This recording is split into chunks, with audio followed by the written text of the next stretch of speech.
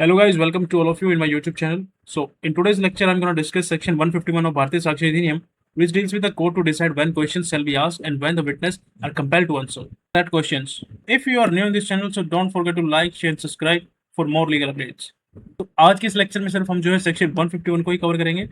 Section 151 ऑफ भारतीय साक्षी अधिनियम का जो पर्पस है वो ये बताना है कि जब विटनेस से ऐसे क्वेश्चंस पूछे जाते हैं जो केस से डायरेक्टली रेलेवेंट नहीं होते, सिर्फ उसकी क्रेडिबिलिटी यानी कि उसके ऊपर भरोसा किया जा सकता है या नहीं किया जा सकता, या फिर उसके कैरेक्टर को चैलेंज करने के लिए होते हैं, तब कोर्ट के पास जो है डिस्क्रिशनरी पावर होती है कि यानी कोर्ट जो है डिसाइड करेगा कि विटनेस को आंसर देना क्वेश्चंस का जरूरी है या नहीं। ठीक है, इसी के बारे में हम जो है सेक्शन 151 के अंदर इस लेक्चर के अंदर जो है पढ़ेंगे। तो चलिए शुरू करते हैं आज के लेक्चर को बिना किसी देरी के।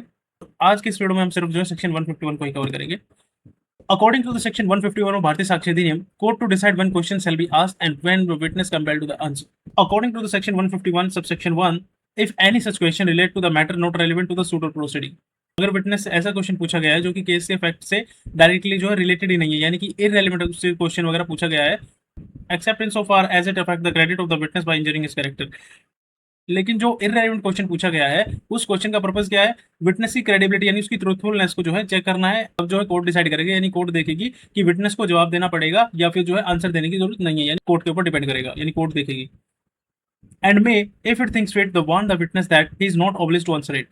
अगर कोर्ट को लगे कि क्वेश्चन जो है अननेसेसरी है और इररेलेवेंट है, उसका कोई तुक नहीं बनता, तब जो है जज साहब जो है विटनेस को बोल सकते हैं कि तुम जो है इस क्वेश्चन का आंसर देने के लिए मजबूर नहीं हो। ठीक है, यानी कि you are not obliged to answer it that questions.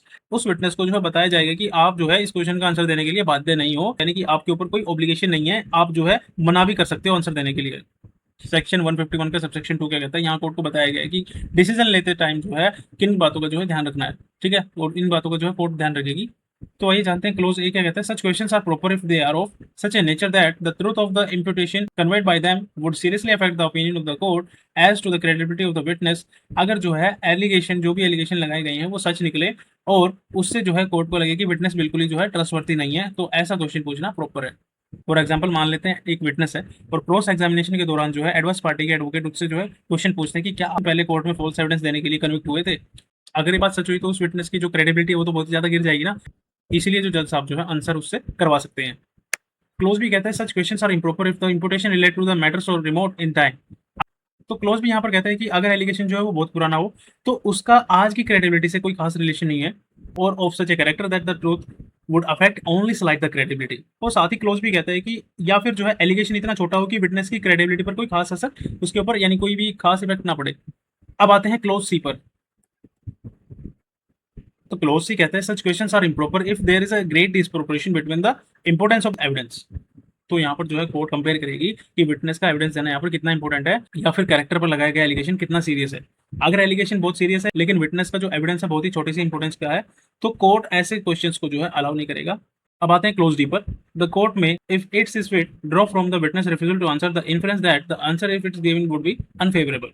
आप समझते हैं क्लोज डी क्या कहता है? क्लोज डी कहता है कि अगर कोर्ट ने जो है आंसर देने को कहा फिर भी विटनेस जो है आंसर देने से मना करता है, तो कोर्ट जो है यहाँ पर ये अजम्पशन ड्रॉ कर सकती है कि अगर विटनेस इसका जो है जवाब देता तो ये उसके खिलाफ ही जाता, दैट्स व्हाई उसने आंसर नहीं दिया। So thanks for watching guys, that's all for section 151 ऑफ Bharatiya Sakshya Adhiniyam. I hope you really enjoy this video, so don't forget to like share subscribe. Ajay Sharma आप सभी से फिर से मुलाकात होगी सेक्शन 152 के साथ। Wish you the best, keep watching. So thanks.